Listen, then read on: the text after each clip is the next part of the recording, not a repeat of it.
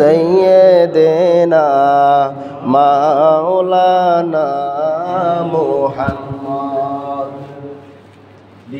দিবানিশির মনে রে আমার আর দিও না যন্ত্রণা দলের যদি হইতাম ধনী যাতাম সোনার মদিনা আল্লাহুম্মা সাল্লি আলা সাইয়্যিদিনা মাওলানা মুহাম্মদ ওয়া আলা আলিহি মাওলানা সালাতুন ইয়া রাসূলুল্লাহ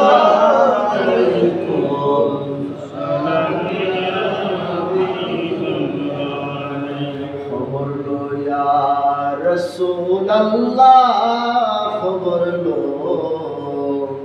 मेरे आका मेरे मौला खबर लो सदा दुनिया रसूल अल्लाह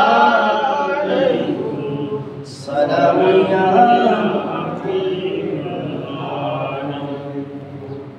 मेरे नस्ल पाक बे हम बाचा बाचा नूर का तुही आईने नूर तेरा सबे घराना नूर का सलातुनिया रसूल अल्लाह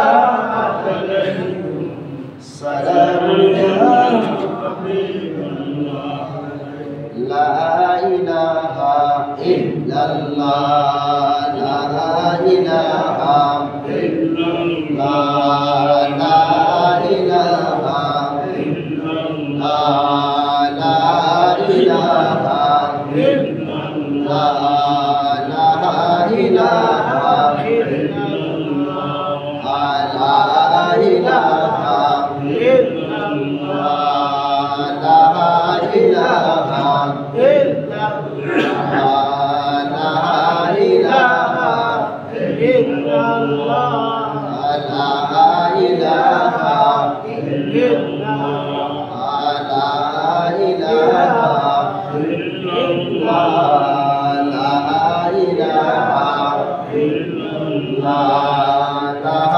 इलाहा इल्लल्लाह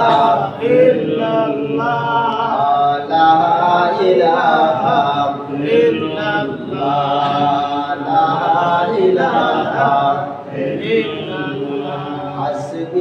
ربي صلى الله ما في قلبي غير الله حسبي ربي صلى الله ما في قلبي غير الله نور محمد صلى الله نور محمد صلى الله لا إله إلا الله لا إله إلا الله لا إله إلا الله لا إله إلا الله لا إله إلا الله لا إله إلا الله محمد رسول الله صلى الله تعالى عليه وسلم সর্বপ্রথম আল্লাহ সুবহানাহু ওয়া তাআলার দরবারে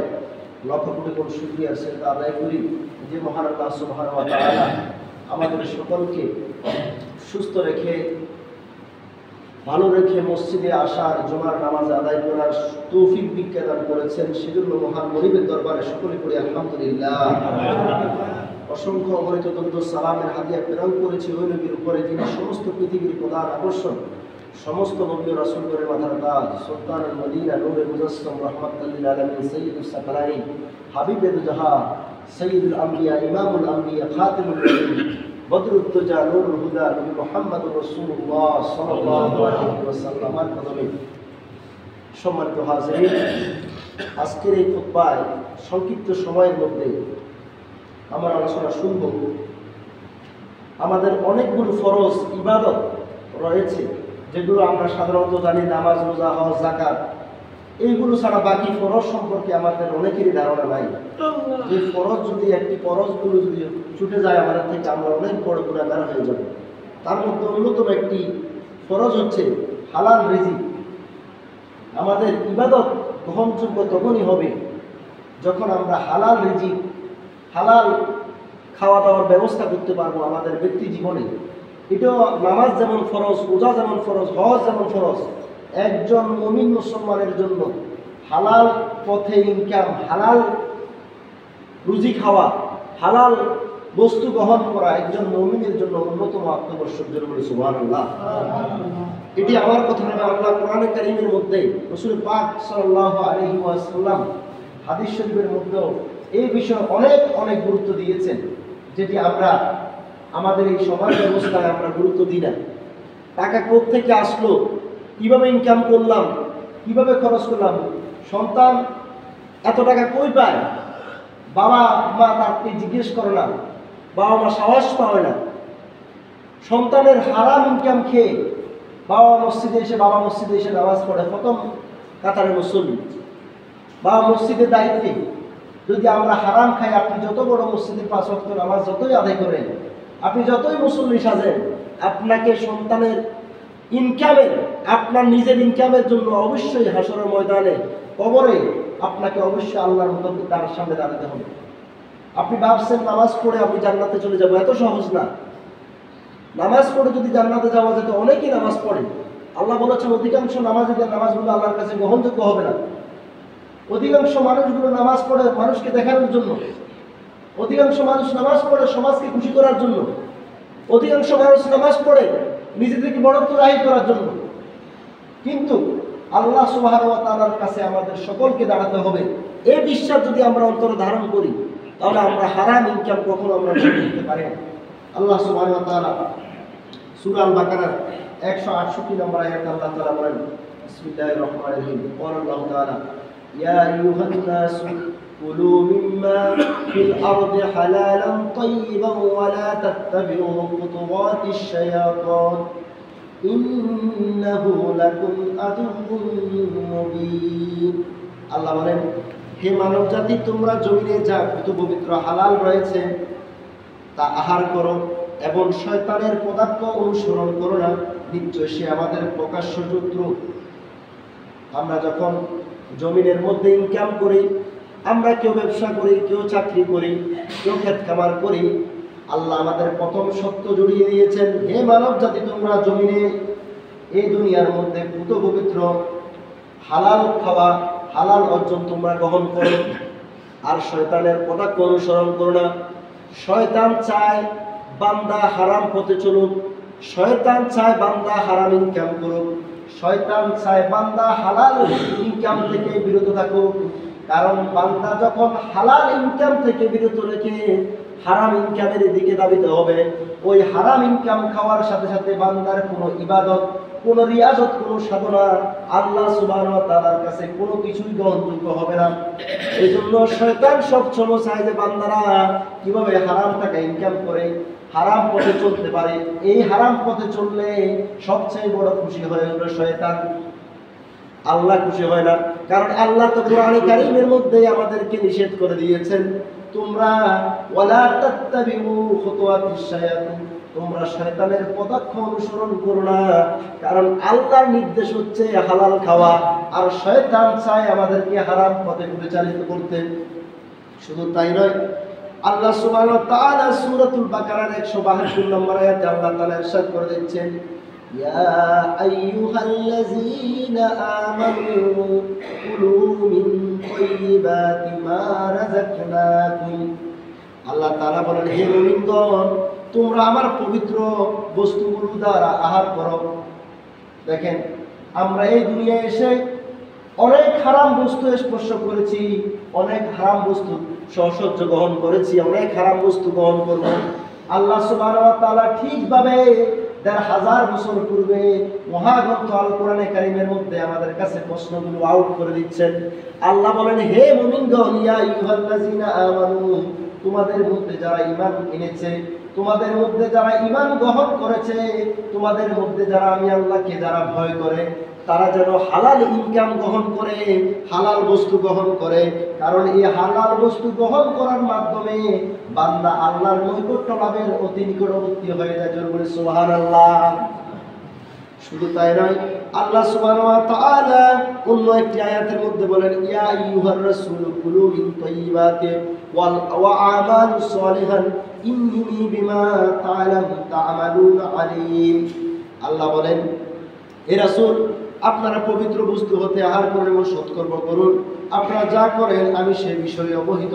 আল্লাহ সুবহানাহু ওয়া তাআলা আমার প্রিয় রাসূলের মাধ্যমে সমগ্র দুনিয়ার মানুষদেরকে হালাল বস্তু গ্রহণ করার জন্য আহ্বান করেছেন। এবং আল্লাহ বলেন, বান্দারা কি কি ভালো কাজ করে, বান্দারা কি খারাপ কাজ করে, বান্দারা কোন সঠিক পথে ইনকাম করে, কোন খারাপ পথে ইনকাম করে, সব কিছু সম্পর্কে আল্লাহ বলেন, ইন্নী নিশ্চয় নিশ্চয় বিমা তা'মালুনা আলীম। আল্লাহ বলেন, বান্দার সমস্ত কাজ সম্পর্কে আমি আল্লাহ অবহিত রয়েছি, বান্দার সমস্ত কাজ সম্পর্কে আমি আল্লাহ জ্ঞাত রয়েছি। অতএব বান্দারা যাই করুক না কেন, আমি আল্লাহর কাছে প্রত্যেক বান্দাকে অবশ্যই দাঁড়াতে হবে। সুবহানাল্লাহ। সম্মানিত হাজিরিন, শুধু তাই নয়, রাসূল পাক সাল্লাল্লাহু আলাইহি ওয়াসাল্লাম ইরশাদ করেন, ওয়া রাসূলুল্লাহ সাল্লাল্লাহু আলাইহি ওয়াসাল্লাম, আল্লাহ রাসূল বলেন, তলাবুল কাসবি কাসবিল হালাল ফারিদাতুন বা'দা ফারিদাতু রাওয়াহুল বাইহাকি। আল্লাহ রাসূল বলেন, হালাল ভাবে রিজিক তালাশ করা ফরজ কার্যসমূহের মধ্যে অন্যতম একটি কাজ। অর্থাৎ আমাদের যে ফরজগুলো রয়েছে আমাদের দৈনন্দিন জীবনে চলার জন্য, এই ফরজ কাজগুলোর মধ্যে অন্যতম কাজ হচ্ছে, রাসূল পাক বলেন, অন্যতম ফরজ হচ্ছে হালাল কাজ।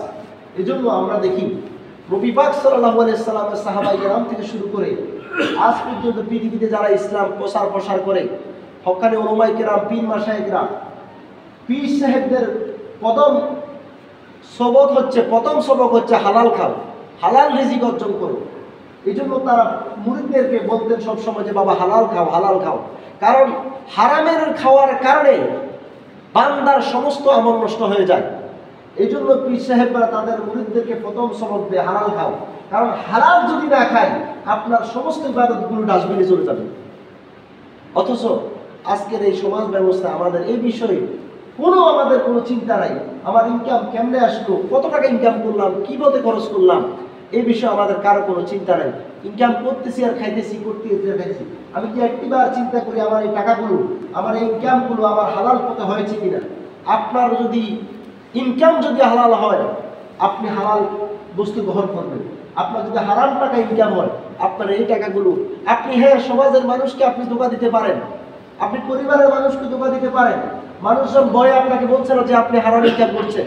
সমাজে আপনাকে যদি বলে আপনি হারাম ইনকাম করেন, এই কথা বললে সমাজে একজন আরেকজনের সাথে দ্বন্দ্ব সৃষ্টি হবে, একজন আরেকজনের মারপিট তৈরি হবে, সমাজের বিশৃঙ্খলা সৃষ্টি হবে। এই ভয়ে আমরা বলি না যে ভাই আপনি তো হারাম ইনকাম করেন, এটা বলি না, এটা বললে সামাজিকতা আমাদের নষ্ট হয়ে যাবে। কিন্তু আল্লাহর কোরআন বলছে আপনাকে অবশ্যই আল্লাহর কাছে দাঁড়াতে হবে। এই হারাম ইনকাম দিয়ে আপনি সমাজের বড়ত্ব প্রকাশ করতে পারলেন, সমাজে বড় সাজলেন, কিন্তু আল্লাহর দরবারে আপনার নামাজ, রোজা, হজ, যাকাত, কোন দান খয়রাত, কোন ইবাদত আল্লাহর কাছে গ্রহণযোগ্য হবে না যতক্ষণ পর্যন্ত না আমরা হালাল গ্রহণ করব। তাহলে সম্মানিত হাজিরিন, আমাদের অবশ্যই মনে রাখতে হবে, একজন মুমিনে কামেল হওয়ার জন্য, একজন মুত্তাকি হওয়ার জন্য, একজন প্রকৃত আল্লাহর বান্দা হওয়ার জন্য সত্য হচ্ছে আমাদের হালাল ইনকাম করতে হবে। এই ইনকামের সাথে আপনার নামাজ জড়িত, এই ইনকামের সাথে আপনার জিকির জড়িত, এই ইনকামের সাথে আপনার আল্লাহর তাসবিহ জড়িত, এই ইনকামের সাথে আপনার পুত্র ছেলে সন্তান জড়িত। আপনি যে হারাম টাকা দিয়ে সন্তান আপনি মানুষ করবেন, এই সন্তান তো আপনার পথভ্রষ্ট হবে। আপনি ভাবছেন আপনি সন্তানের জন্য লক্ষ লক্ষ কোটি কোটি টাকা খরচ করছেন, না, আপনার এই সন্তান আপনার জন্য কামিয়াবি হবে না, না দুনিয়ায় না কবরে জগৎ আখিরাতে। আপনি যদি সত্যিকারে হালাল পথে ইনকাম না করতে পারেন, এই সন্তান আপনার জন্য নাজাতের উসিলা না হয়ে আপনার জন্য বরং বোঝা হবে। দুনিয়াও আপনাকে কষ্ট দিবে, কবরও আপনাকে, এই সন্তান আপনাকে কষ্ট দিবে। শুধু সন্তান জন্ম দিলে হবে না, সন্তানের বাবা হলে হবে না। আপনার এই সন্তান আপনার জন্য কবরে আপনার পাশে আপনার উপকার আসবে কিনা? আপনি যখন কবরে চলে যাবেন আপনার সন্তান আপনার জন্য দোয়া করবে কিনা? আপনি যদি হারাম ইনকাম রেখে ওই সন্তান রেখে যান, আপনার তার থেকে আপনি কি আশা করেন? বছরকে বছর চলে যাবে, 10 বছর, 20 বছর, 50 বছর। আপনার পুরো 50 বছরের জিন্দিগিতে, 40 বছরের জিন্দিগিতে আপনার সন্তান আপনার কবরের পাশে 5 বার দাঁড়াবে না, কারণ আপনার তো মূল জায়গায় ঠিক করেন না আপনি। এমন সন্তান রেখে যেতে হবে যে সন্তান আশিক রাসূল হবে, যে সন্তানের অন্তরে আমার মদিনাওয়ালার মহব্বত থাকবে, যে সন্তানের অন্তরে আহলে বাইত রাসূলের মহব্বত থাকবে, যে সন্তানের অন্তরে আল্লাহ রাসূলের মহব্বত থাকবে। এমন সন্তান যদি রেখে যেতে পারেন যারা আপনার জন্য দুনিয়া তো আপনার জন্য কল্যাণকর। আমরা কয়জন সন্তান আছি প্রত্যেক ওয়াক্তে আমাদের মা বাবার জন্য দোয়া করি? আপনি সন্তান তো অনেক আছে, আমার বুকে হাত দিয়ে বলতে পারবো যে আমার সন্তান আমার জন্য প্রতি ওয়াক্তে দোয়া করে। এমন সন্তান আপনার কারণ কি? এমন সন্তান হচ্ছে না একমাত্র কারণ আমরা সঠিক আদর্শ আমার ছেলেকে দেখতে পাচ্ছি না, জন্ম দিয়েছি কোনো মতে বড় হয়েছে, এটাই শেষ না। আল্লাহর কাছে আপনার কাছে ওই সন্তানের জন্য জবাব দিতে হবে। আপনার ওই সন্তান কেন আপনি আল্লাহ রাসূল চিনেন না, কেন তাকে আশিক রাসূল বানালেন না, কেন তাকে আহলে বাইত রাসূলের মহব্বত তার অন্তরে দিলেন না? যার অন্তরে আল্লাহ ভয় আছে, রাসূল পাকের মহব্বত আছে, সুন্নতে ইলাহির আদব আছে, রক্ষা আছে, সেই সন্তান তো সবসময় মা বাবার জন্য প্রতি ওয়াক্তে মা বাবার সুস্থতা, মা বাবার নেক হায়াত, মা বাবা যাদের মারা গেছে তাদের জন্য কবরে তার জন্য রব্বির হামহুমা কামা রব্বায়ানি সগীরা তাদের জন্য দোয়া করুন। এই সব কিছুর মূল হচ্ছে আপনার ইনকাম। যদি আপনি হালাল পথে, যদি হালাল ইনকাম দিয়ে আপনার সন্তান ভালো হবে, আপনার স্ত্রী সন্তান ভালো হবে, আপনার ভবিষ্যৎ ভালো হবে, কবর, জান্নাত, হাসর ময়দান, কিয়ামতের ময়দান, ফুলসিরাত, প্রত্যেকটা জায়গায় আপনার জন্য নাজাতের উসিলা হয়ে যাবে। জোরে বলি সুবহানাল্লাহ। সম্মানিত হাজিরিন, এই জন্য রাসূল পাক সাল্লাল্লাহু আলাইহি ওয়াসাল্লামের অন্য একটি হাদিসে পাকের মধ্যে ইরশাদ করে দিচ্ছেন, তিরমিজি শরীফের হাদিস, আল্লাহ রাসূল বলেন, সত্যবাদী বিশ্বস্ত ব্যবসায়ীগণ, নবীগণ, সিদ্দিকগণ, শহীদগণের সাথী হবে যারা এই দুনিয়াতে সত্যতার সাথে আপনি যে কাজ করেন, চাকরি করেন, ব্যবসা করেন, যে কাজ করেন, রাসূল পাক বলেছেন হাসরের ময়দানে তারা সত্যবাদী নবীগণের সাথে, সিদ্দিকগণের সাথে, শহীদগণের সাথে তাদের হাসর হবে। আমরা ওজনে মাপে কম দিব, মানুষের আইল কাটবো, মানুষের জমি জমা দখল করার চিন্তা ভাবনা করবো, মানুষের অন্যায় হক নষ্ট করব, তাহলে আপনি কিভাবে নামাজ পড়ে আপনি জান্নাতে আশা করেন? আমাদের এই কাজগুলো ঠিক করতে হবে। আমার দৈনন্দিন চলাফেরার কাজ দ্বারা, আমার পারিবারিক, সামাজিক, অর্থনৈতিক প্রত্যেকটা কাজ দ্বারা আপনাকে আল্লাহ মূল্যায়ন করবেন। আপনি সমাজে একটা পিছনে চাললেন, একজনের ক্ষতিগ্রস্ত করলেন, একজনের সম্পদ বক্ষণ করার আপনার অন্তরে কুমন্ত্রণা জাগছে, এই যদি হয় আপনার ইবাদত, আপনার নামাজ রোজা কোনো কিছু আপনার কাছে আসবে না। যতই আমরা ইবাদত করি না কেন, যতই টুপি, দাড়ি, পাঞ্জাবি, ফাঁকি যত কিছু করি না কেন, যতই নিজেকে ইমানদার দাবি করি না কেন, আল্লাহর দরবারে আপনার আমার এই ইবাদতগুলো গ্রহণযোগ্য হবে না। সম্মানিত হাজিরিন, আসুন আমরা নিয়ত করি, আমরা হালাল ইনকাম করব, হালাল পথে চলবো, হালাল খাবো, হালাল আমল করবো, ভালো আমল করবো। আপনি হারাম খেয়ে যদি রাতভর তাহাজ্জুদ নামাজ পড়েন, আপনার এই নামাজ আল্লাহর দরবারে গ্রহণযোগ্য হবে না।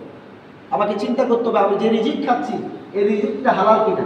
যদি হালাল হয় অবশ্যই আল্লাহ তাআলার দরবারে আমি যদি এক পিস সিজদা দিই, সেই সিজদা আমার জন্য, আপনার জন্য নাজাতের উসিলা হয়ে যাবে। আল্লাহ কবুল করে, শুকর বলে আমিন। আল্লাহ সুবহানাহু ওয়া তাআলা যেন আমাদেরকে সঠিক পথে চলে হালাল ইনকাম করার, হালাল রুজি করার, অন্যায় পথে পথ বাড়ানোর জন্য আল্লাহ যেন আমাদের থেকে বিরত রাখে। আল্লাহ যেন আমাদের সঠিক পথে চলার জন্য আমাদেরকে, আমাদের সন্তানদেরকে, আমাদের প্রজন্মকে যেন আল্লাহ সঠিক সহিহ হালাল ইনকাম করার তৌফিক দান করে। আল্লাহ তৌফিক দান করে, শুকর বলে আমিন। ওয়া আখিরু দাওয়ানা আলহামদুলিল্লাহি রাব্বিল আলামিন। আসসালামু আলাইকুম ওয়া রাহমাতুল্লাহি ওয়া বারাকাতুহু।